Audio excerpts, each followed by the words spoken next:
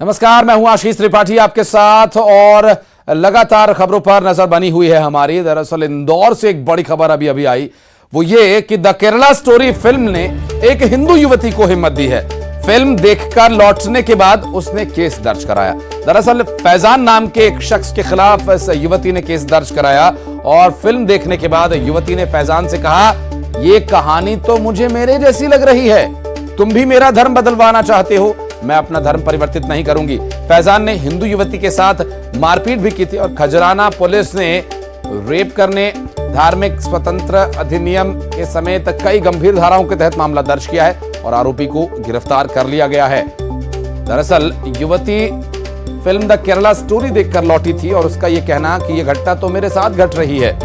और उस युवती ने फैजान, जिस पर यह आरोप है कि वो युवती से धर्म परिवर्तित करने के लिए दबाव बना रहा था, और उस पूरे मामले को लेकर युवती ने शिकायत दर्ज कराई है पुलिस से और पुलिस ने रेप करने और धार्मिक स्वतंत्रता में बाधा डालने के तहत और कई गंभीर धाराओं के तहत मामला दर्ज कर लिया है। और इस पूरे प्रकरण को लेकर आरोपी ने फैजान के खिलाफ मामला दर्ज किया है और पुलिस ने कार्रवाई करते हुए फैजान को हिरासत में ले लिया है।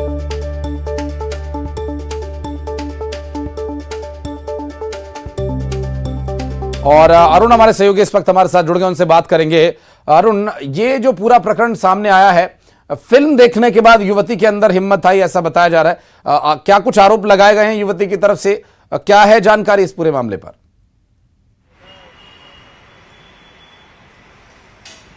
बिल्कुल, देखिए ये खजराना क्षेत्र का था फैजान, हारून कॉलोनी है जो खजराना में, वहाँ पे ये रहता था और करीब 4 साल पहले इस जो लड़की थी इसको इसने अपने प्रेम के जाल में फंसाया, उसका ब्रेन वॉश किया।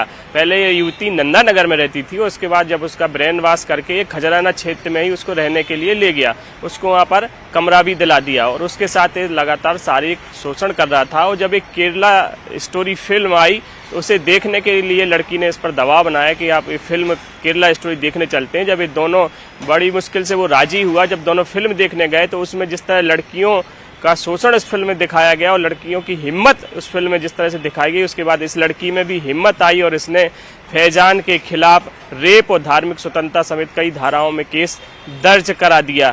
4 साल से इस लड़की का शोषण हो रहा था। जो फैजान था ये इसके साथ मारपीट भी करता था और फैजान 12वीं पास है और ये लड़की हाई एजुकेटेड है, हाई क्वालिफाई है और ये प्राइवेट जॉब करती थी और इसका जो पैसा है ये जो कमाती थी उसको ये फैजान खर्च करता था और उस पर लगातार धर्म परिवर्तन के लिए दबाव बना रहा था कि आप मुस्लिम धर्म कबूल कर लो, इसके बाद हम शादी कर लेंगे। शादी के लिए वो मुस्लिम धर्म कबूल करने के लिए इस पर लगातार दबाव बना रहा था, मारपीट कर रहा था। लेकिन जब द केरला स्टोरी इस लड़की ने फिल्म देखी तो हिम्मत आई और इसने खजराना थाने में ये मामला दर्ज कराया। उसके बाद जो आरोपी है फैजान, उसको गिरफ्तार कर लिया गया है।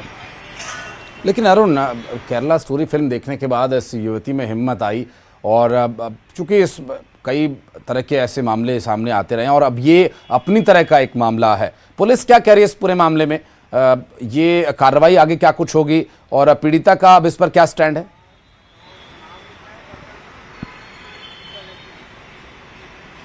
बिल्कुल, देखिए लव जिहाद का मामला है और युवती को फंसाया गया था अपने प्रेम जाल में और ये लड़का, इसने ये भी नहीं बताया था कि 12वीं पास है, अपने आप को बड़ा हाई क्वालिफाई बताता था और लड़की भी जब कोचिंग जाती थी तब इससे प्रेम संबंध हो गए। उसके बाद ये जॉब करने लगी और जॉब में जो पैसा वो लेती, जो उसकी सैलरी आती थी उसका खर्च ये फैजान करता था, उसके घर पे जाकर रुकता था। 17 मई को भी ये रुका था और इसने सुबह इस पर धर्म परिवर्तन का दबाव बनाया था कि तुम मुस्लिम धर्म कबूल कर लो और मुस्लिम धर्म अपना लो, उसको लेकर मारपीट भी की थी। लेकिन 18 मई को इस लड़की ने पुलिस में थाने में जाकर शिकायत की और ये अब जाकर उस पर मामला दर्ज हुआ है। पुलिस ने पूरी जांच की और मामला दर्ज किया, साथ ही आरोपी को भी गिरफ्तार कर लिया है। इसको अब कोर्ट में पेश किया जाएगा। चलिए, बहुत शुक्रिया अरुण आपका इस पूरी जानकारी के लिए। और अब बढ़ते हैं आगे। पापुआ न्यू गिनी में प्रधानमंत्री नरेंद्र मोदी को रिपब्लिक ऑफ पलाऊ और फिजी ने अपने देश के सर्वोच्च अवार्ड से सम्मानित किया। दरअसल पलाऊ के राष्ट्रपति सुरंगेल एस स्वीप ने पीएम मोदी को इकबाल अवार्ड, तो फिजी ने companion of the award of the Fiji का सम्मान दिया।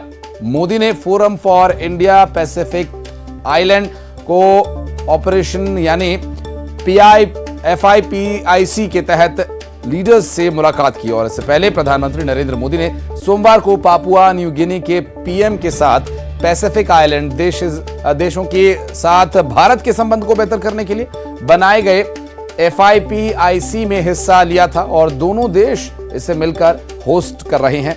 और समिट की शुरुआत करते हुए पापुआ न्यू गिनी के प्रधानमंत्री जेम्स ने कहा कि भारत ग्लोबल साउथ यानी विकासशील और गरीब देशों का लीडर है।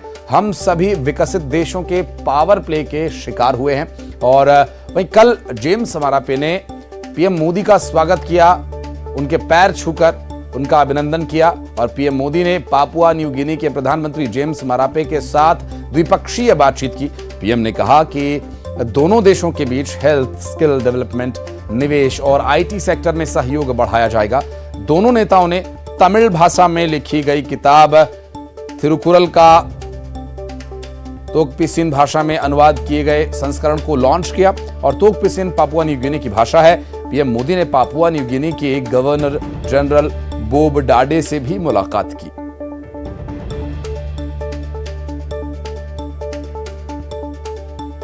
दरअसल प्रधानमंत्री नरेंद्र मोदी का इस वक्त पूरे देश नहीं पूरी दुनिया में डंका बज रहा है, जहां अपने अपने देश के सर्वोच्च सम्मान से उन्हें सम्मानित कर रहे हैं। पापुआ न्यू गिनी गए थे प्रधानमंत्री नरेंद्र मोदी और PM मोदी को यहां पर वहां के प्रधानमंत्री ने न सिर्फ प्रोटोकॉल तोड़कर रात के समय उनका स्वागत किया बल्कि उनके पैर छूकर आशीर्वाद लिया, चूंकि उन्हें यह बताया गया था कि भारत में बड़ों का अभिवादन करने का यही तरीका है और इसी प्रोटोकॉल को तोड़कर उन्होंने भारतीय तरीके से उनका अभिवादन किया। साथ ही ये भी कहा कि विकासशील देशों का, गरीब देशों का लीडर बनकर भारत उभरा है और PM मोदी को सर्वोच्च अवार्ड भी यहां पर दिया गया।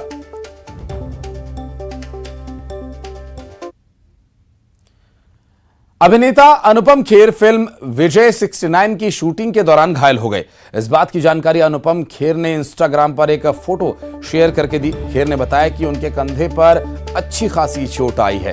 ट्वीट करके उन्होंने इस बात की जानकारी दी है। अनुपम खेर फिल्म विजय 69 की शूटिंग कर रहे थे, इस दौरान उन्हें चोट आई है और वे घायल हो गए और ट्विटर पर उन्होंने लिखा कि कंधे को अच्छी खासी चोट आई है। दरअसल इंस्टाग्राम पर उन्होंने एक स्टोरी पोस्ट की है और इस स्टोरी में उन्होंने अपने घायल होने की जानकारी दी और एक तस्वीर साझा की है जिसमें उनके हाथ में वार्म बैंडेजेस लगी हुई हैं और उनके कंधे में चोट आई है और कंधे के साथ हाथ तक बैंडेजेस बंधी हुई हैं और स्ट्रिप्स लगे हुए हैं।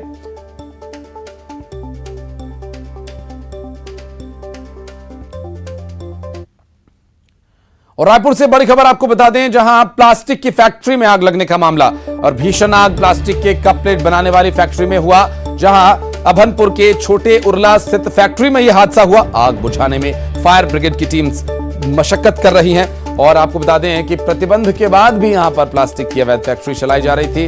हालांकि इस पर भी कार्रवाई हो गई, लेकिन पहले आग पर काबू पाने का प्रयास किया जा रहा है और नियंत्रण के लिए वहां पर कई फायर ब्रिगेड की गाड़ियां पहुंची हुई हैं जो लगातार संघर्ष कर रही हैं, आग बुझाने के लिए प्रयास कर रही हैं। प्लास्टिक के कप प्लेट्स बनाए जा रहे थे, डिस्पोजेबल कप प्लेट्स बनाए जाने की ये फैक्ट्री है और यहां आग बुझाने में फायर टेंडर्स जुटे हुए हैं। प्रतिबंध के बावजूद अवैध रूप से प्लास्टिक के डिस्पोजेबल कप प्लेट्स बनाए जाने का ये मामला सामने आया और इस पर हालांकि क्या कार्रवाई होगी ये तो बाद की बात है। फिलहाल आग पर काबू पाने का प्रयास किया जा रहा है। छत्तीसगढ़ में बीजेपी चलबो गौठान खोलबो पोल अभियान की शुरुआत कर चुकी है और अब इसका जवाब कांग्रेस मेरा गौठान मेरा अभिमान के तहत दे रही है और ये कांग्रेस के द्वारा चलाया गया एक अभियान जिसकी आज से शुरुआत हो रही है। युवा कांग्रेस आज श्रमदान करने के लिए, गौ सेवकों को सम्मानित करने के लिए गौठान जाएंगे और इसका आयोजन प्रदेश के सभी गौठानों में किए जाने की तैयारी है। इसकी शुरुआत गोकुल नगर गौठान से किए जाने की जानकारी मिल रही है। छत्तीसगढ़ के गोठान अब राजनीति के केंद्र बिंदु बन गए हैं। एक और भाजपा जाबो गोठान खोलबो पोल अभियान चला रही है, तो उसके उलट अब जो युवा कांग्रेस है वो गोठानों तक पहुंच रहे हैं और मेरा गोठान मेरा अभिमान ये कार्यक्रम चला रहे हैं और वहां पर जो गौ सेवक हैं उनका सम्मान किया जाएगा। साथ ही साथ वहां पर सांस्कृतिक कार्यक्रम के अलावा खेलकूद भी वहां पर कराया जाएगा। तो ये कहा जा सकता है कि अब गोठान को लेकर के प्रदेश में राजनीति छिड़ी हुई है। तो एक और बीजेपी के जो पोल खोल अभियान है उसका जवाब देने के लिए यहां पर युवा कांग्रेस अब मैदान पर उतर चुकी है। कैमरा पर्सन इमरान कुरैशी के साथ युगल तिवारी, न्यूज 18 रायपुर, छत्तीसगढ़। और छत्तीसगढ़ में कांग्रेस ने एक नई पहल की शुरुआत की है। दरअसल सीएम बघेल ने राष्ट्रीय रामायण महोत्सव के आयोजन का फैसला किया है। ये महोत्सव भले ही अगले महीने 1 से 3 जून के बीच होने जा रहा है, लेकिन इस पर सियासत अभी से शुरू हो गई है। बीजेपी ने सरकार पर आरोप लगाते हुए कहा कि हमारे दबाव की वजह से कांग्रेस राम के प्रति आस्था दिखा रही है। तो वहीं इस पर रायगढ़ महापौर ने पलटवार किया। महापौर जानकी काटजू ने कहा कि राम जी के मामा का घर है छत्तीसगढ़, फिर महोत्सव पर सवाल क्यों? होने वाले राष्ट्रीय राम महोत्सव की तैयारियां शुरू हो गई है। बता दें रायगढ़ के रामलीला मैदान में इस वक्त मौजूद है और यहीं से 1 जून से 3 जून तक जो है राष्ट्रीय रामायण महोत्सव का आयोजन होगा। इसको लेकर अभी तैयारियां चल ही रही है। इसी बीच राजनीति गर्मा सी गई है। बता दें रायगढ़ के भाजपा नेता ओपी चौधरी इस जो आयोजन है पूरे आयोजन को कांग्रेस की एक छलावा बता रही है और कांग्रेस के ऊपर कालेनेमी का आरोप लगा रहे हैं। भाजपा का कहना है, ओपी चौधरी का कहना है कि जब कांग्रेस सत्ता में थी तब भगवान राम को नकारते हुए एफिडेविट तक जमा करा दी थी। आज वही कांग्रेस सरकार जो है राष्ट्रीय राम महोत्सव का आयोजन कर रही है। और इसी बीच रायगढ़ के जो महापौर हैं, कांग्रेस महापौर जानकी काटजू, उन्होंने इस आयोजन को भव्य तरीके से करने के लिए मुख्यमंत्री भूपेश बघेल जी को धन्यवाद दिया है। बता दें 1 जून से 3 जून तक होने वाली यह कार्यक्रम पूरे भव्य तरीके से होगा, जिसके लिए तैयारियां शुरू कर दी गई है। तैयारियों के साथ ही अब राजनीतिक माहौल भी गर्माने लगी है। रायगढ़ से न्यूज 18 के लिए हरपाल सिंह खूंटी। और कुदरत के करिश्मे की तस्वीर आपको दिखाते हैं। चलिए, दरअसल ये छत्तीसगढ़ के गौरेला पेंड्रा मरवाही की तस्वीरें, जहां पर जिले में बिलासपुर में जाने के क्रम में बंजारी घाट का रहस्य आपको दिखाते हैं। दरअसल ये रहस्य आपको अचरज में डाल देगा। कारियाम से केंदा के बीच एक जगह ऐसी आती है जहां पर ढलान होने की वजह से भी होने के बाद भी गाड़ी ऊपर चढ़ती हुई उल्टी ओर जाती हुई दिखाई दे रही है और ये खुद ब खुद चढ़ती है। इसकी तस्वीरें सामने आई जिसमें कार का ड्राइवर नीचे उतरा हुआ है, कार बंद है और कार की चाबी उसके हाथ में है। उसके बावजूद तो बाटल आप देखिए, कार ऊपर चढ़ रही है। और यहाँ पर ये करिश्मा कैसे होता है, इसकी पूरी जानकारी दे रहे हैं हमारे सहयोगी। इस वक्त हम खड़े हैं केंदा और कारियाम के बीच एक जगह पे जहाँ पे कहा जाता है कि घाट में गाड़ियाँ चढ़ती है। और कुछ समय पहले हमने भी ये देखा कि यहाँ पे कुछ गाड़ी वाले यहाँ पे गाड़ी रोक कर अपनी गाड़ी को न्यूट्रल करते ही गाड़ी घाट की ओर चढ़ रही है। इसके पीछे का तथ्य क्या होगा यह तो शोध का विषय है, लेकिन अगर यह सिद्ध होता है कि यहाँ घाट में न्यूट्रल गाड़ी अपने आप चढ़ती है तो यह हमारे देश में तीसरा ऐसा जगह होगा जहाँ पे इस तरह का दृश्य देखा जा सकता है। इससे पहले मैं छत्तीसगढ़ के मैनपाट और लद्दाख में ये चीज़ देखा गया है। न्यूज़ 18 छत्तीसगढ़ के लिए सुबीर चौधरी, गौरेला पेंड्रा मरवाही। और छत्तीसगढ़ में कई जिलों में गर्मी रिकॉर्ड तोड़ रही है। कहीं लू सितम ढा रहा है तो कहीं उमस भरी गर्मी है। घर से बाहर निकलने वाले लोगों को आसमान से बरसती आग से जूझना पड़ रहा है। वहीं मौसम विभाग के मुताबिक लू भी चलेगी। ग्लोबल वार्मिंग का असर खतरनाक तरीके से प्रभाव डाल रहा है। कई जिलों में मौसम विभाग ने प्रचंड गर्मी और लू का अलर्ट जारी किया है। गर्मी का सितम कितने दिन तक बना रहेगा और कब गर्मी से राहत मिलेगी, प्रदेश के किन किन जिलों में कितना तापमान है, पूरी जानकारी इस रिपोर्ट में देखिए।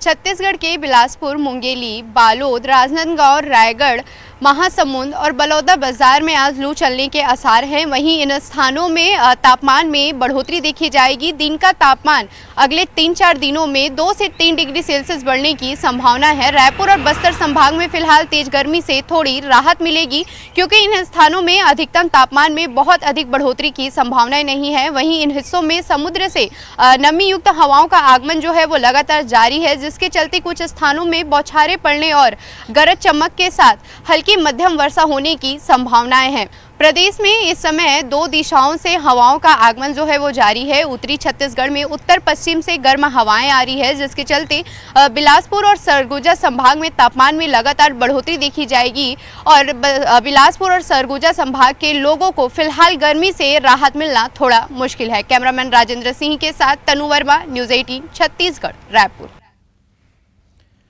और भोपाल से इस वक्त की बड़ी खबर, पाकिस्तान समेत इस्लामिक देशों से ऑपरेट होता था हिजबुत तहरीर। पाकिस्तान बांग्लादेश से आते थे आतंकियों को वॉइस नोट्स। दरअसल MPATS को गिरफ्तार आतंकियों के मोबाइल से 50 से ज्यादा सनसनीखेज ऑडियोज मिले हैं। दरअसल इन ऑडियोज में आतंकी मास किलिंग, ब्लास्ट, जिहाद, धर्मांतरण, इस्लामिक स्टेट बनाने जैसे बातचीत किया करते थे और ATS आतंकी संगठन हिजबुत तहरीर से जुड़े कुछ और लोगों को गिरफ्तार कर सकती है।